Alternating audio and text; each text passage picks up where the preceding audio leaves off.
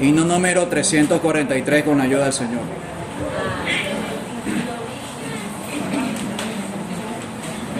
A este mundo Dios amó, y a su Hijo nos mandó. Nuestras penas a sufrir, y a las almas redimir. Porque gracia en Él se ve, distinguida por la fe, beneficia al pecador. Dios es luz, Dios es amor. Al morir Jesús venció, padeciendo nosotros. Él sufrió la maldición para darnos bendición. Nega tumba triunfó, hasta carne abrazó. Cristo al cielo ascendió,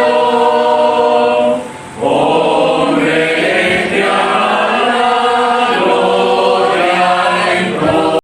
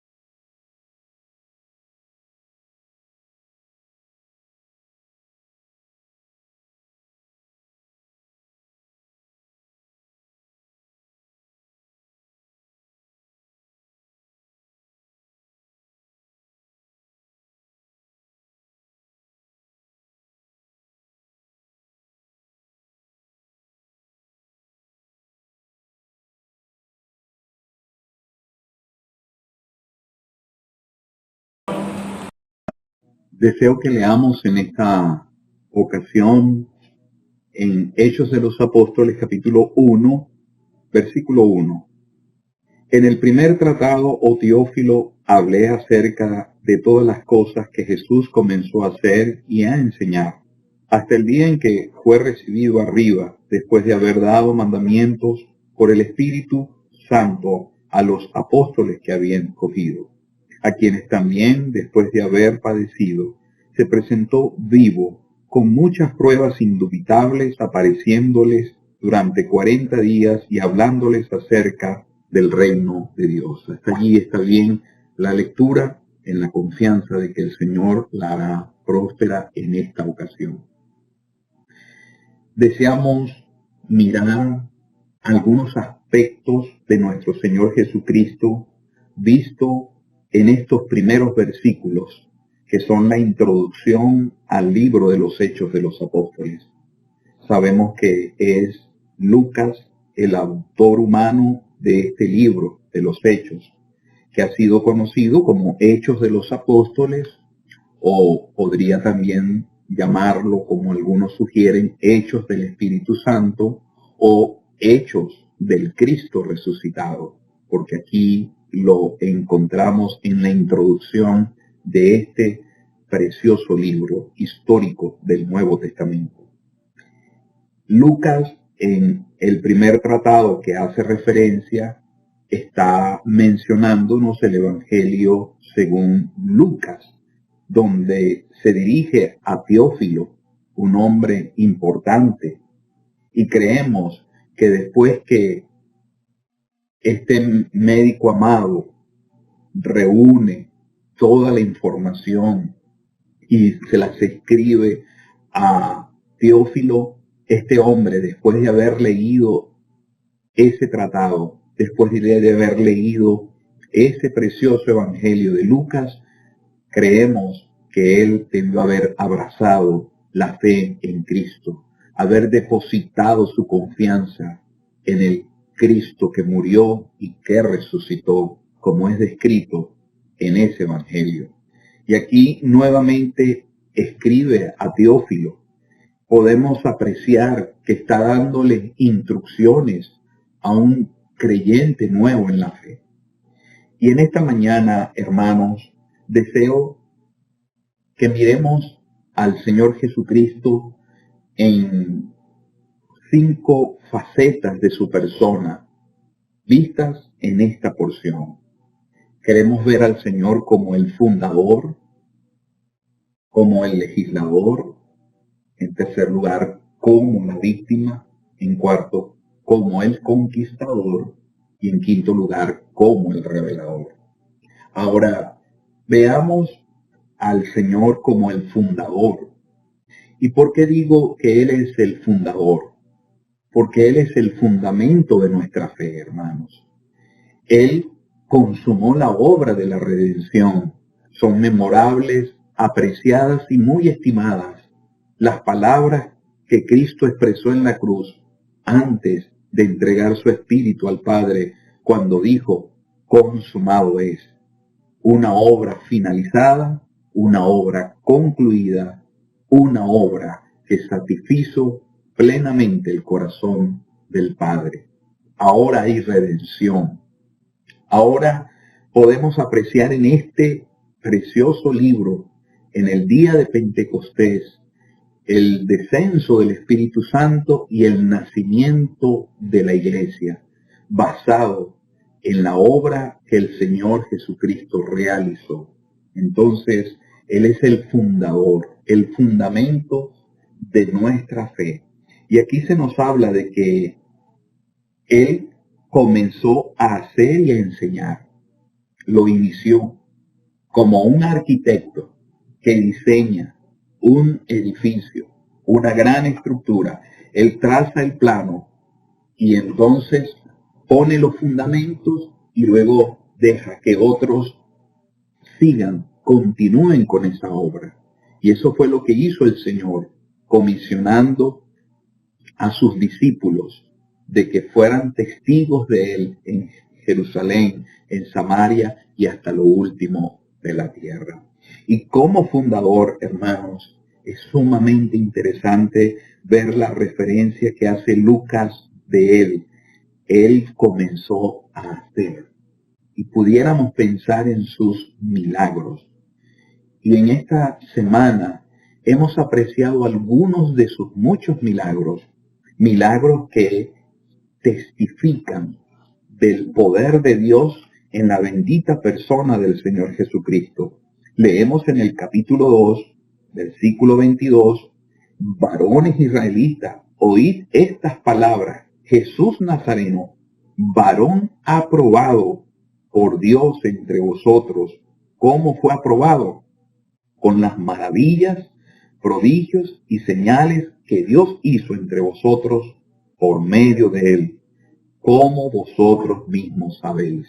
Es interesante, hermanos, los milagros del Señor fueron endosados por Dios, fueron una demostración de que Él era el Cristo, el Mesías. Y en el Evangelio de Marcos se nos dice, en el capítulo 7, que en gran manera se maravillaban diciendo: bien lo ha hecho todo, hace a los sordos oír y a los mudos hablar. Hermanos, sus milagros demostraron sin duda alguna del poder de Dios. Y por eso leemos con frecuencia que cuando Él realizaba esos milagros, Dios era glorificado. Lo hizo todo bien. todo lo que Él hizo, lo hizo a la perfección. Pero también vemos que Él es el que dio enseñanza. Él demostró no solamente milagros que manifestaron su poder, sino sus enseñanzas tan preciosas dadas a sus discípulos. En el Evangelio de Juan encontramos que los alguaciles respondieron diciendo: jamás hombre alguno ha hablado como es. Él suministró las enseñanzas en sus días, enseñanzas no como los escribas y los fariseos, sino que él enseñó con autoridad. Y él dejó a sus discípulos esas preciosas verdades que posteriormente ellos pudieron recordar por la obra del Espíritu Santo. En segundo lugar, queremos verle a él como el legislador. En el versículo 2 dice: hasta el día en que fue recibido, después de haber dado mandamientos por el Espíritu Santo. Y hermanos, sus mandamientos, sus ordenanzas, sus leyes, porque estos son enseñanzas, mandamientos que revisten de autoridad, tienen el sello divino. Él dio mandamientos. Y en la antigüedad es conocido el ministerio de un legislador como fue Moisés. La ley de Moisés es llamada en el Nuevo Testamento porque él fue el que dio ese decálogo. Dios en el monte Sinaí le escribió la ley en tablas de piedra. Pero nuestro legislador, el Señor Jesucristo, sus leyes no fueron escritas en tablas de piedra, sino en el corazón de sus discípulos. Y ellos recibieron esas enseñanzas que luego fueron desarrolladas a la iglesia, suministradas a la iglesia, los apóstoles. Por eso leemos en la carta a los Efesios, capítulo 2, versículo 20, edificados sobre el fundamento de los apóstoles y profetas, siendo la principal piedra del ángulo Jesucristo mismo. Entonces, apreciados hermanos, quisiéramos ver al Señor en esta preciosa mañana, primer día de la semana, como el fundador de la iglesia. Él es el fundamento, pero también queremos mirarlo como el legislador de la iglesia. Él le dio mandamientos al pueblo del Señor que revisten de autoridad y que deben ser obedecidos. Pero quisiéramos pensar, y más en un enfoque devocional, como es lo que estamos en esta mañana pensando, considerando. Dice en el versículo 3, a quienes también después de haber padecido. Y estoy mirando aquí al Señor como la víctima, como el sacrificio. Este médico amado apunta a la muerte del Señor, apunta al sacrificio del Señor y al sacrificio cruento, al sacrificio cual víctima por nuestros pecados. Él padeció la cruz, hermanos. Y cuando hablamos de los padecimientos de Cristo, hablamos de la aflicción de su alma, hablamos de sus sufrimientos. No solamente fueron sufrimientos físicos. Él sufrió, él padeció físicamente hablando. Y cuando nosotros estamos en la cena del Señor, ciertamente somos invitados con los evangelistas a mirar los sufrimientos físicos del Señor. Pero hermanos, sabemos que los padecimientos de Cristo no solamente se centraron en sus sufrimientos físicos, sino también en sus sufrimientos, sus padecimientos espirituales. Y cuando en la cruz Él exclamó: Dios mío, ¿por qué me has desamparado? Allí podemos apreciar el alma de sus sufrimientos, que son los sufrimientos de su alma. El médico Lucas apunta a esta verdad, de que él padeció, él sufrió la muerte. Nos apunta a su pasión como un hecho importantísimo, como un hecho indiscutible. Pero también vemos que él presenta a Cristo como el conquistador, porque dice, se presentó vivo con muchas pruebas indubitables. Hermanos, la preciosa verdad de nuestro Señor ciertamente fue una víctima, ciertamente sufrió la cruz, ciertamente Él es el Cordero que fue sacrificado por nuestros pecados, pero Él resucitó. Y es una verdad que hoy debemos tener presente cuando le recordamos a Él, cuando hacemos memoria de Él. Él se presentó vivo con muchas pruebas indubitables. Y hermanos, estoy pensando en la prueba de vida. Cuando una persona es secuestrada, cuando una persona ha sido tomada por otros y los familiares, los amigos piden prueba de vida, fe de vida, para saber si la persona aún vive. Y entonces los secuestradores le permiten que esa persona dé una prueba de vida. Y aquí encontramos, hermanos, que las pruebas de vida del Señor son incuestionables. Se presentó vivo con muchas pruebas indubitables que no pueden ser cuestionadas. Y dice el apóstol Pablo que él no solamente murió, como Lucas también lo presenta en este libro de los Hechos de los Apóstoles, en su capítulo 1, donde estamos leyendo, sino que también el apóstol Pablo, en ese precioso capítulo y gran capítulo de la resurrección de Cristo, él dice que él murió conforme a las Escrituras, y si murió fue sepultado, y resucitó al tercer día conforme a las Escrituras, porque él estaba profetizado que él iba a resucitar. No solamente estaba profetizado por los antiguos, sino que el mismo Señor, él habló sobre la necesidad de ir a Jerusalén, de morir, pero que iba a resucitar al tercer día. El apóstol Pablo menciona de que él apareció a Cefas, es un testigo de la resurrección del Señor. Después apareció a los 12, ya el grupo es mayor, es un bloque, los apóstoles. Luego apareció a más de 500 hermanos a la vez. Eso es algo que no puede ser rebatido, es una evidencia irrefutable, incuestionable, de que el Señor resucitó. Y hermanos, el hecho de la resurrección del Señor Jesucristo le da fundamento, le da basamento a nuestra fe.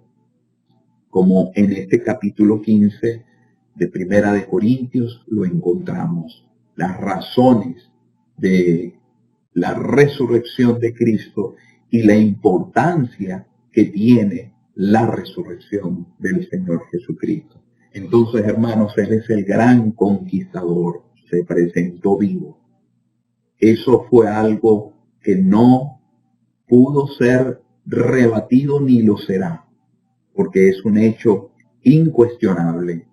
Si Él no hubiese resucitado, vana sería nuestra fe. No tendríamos esperanza, pero Él vive, hermanos, y eso nosotros estamos plenamente seguros de su resurrección.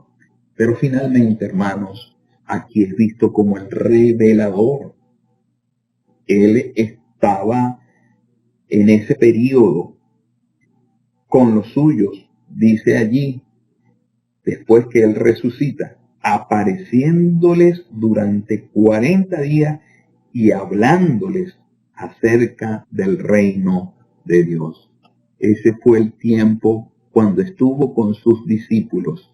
Y esta referencia al reino de Dios, a algunos la ven como el reino de Dios en los corazones y en las vidas de aquellos que hemos depositado nuestra fe y confianza en Él.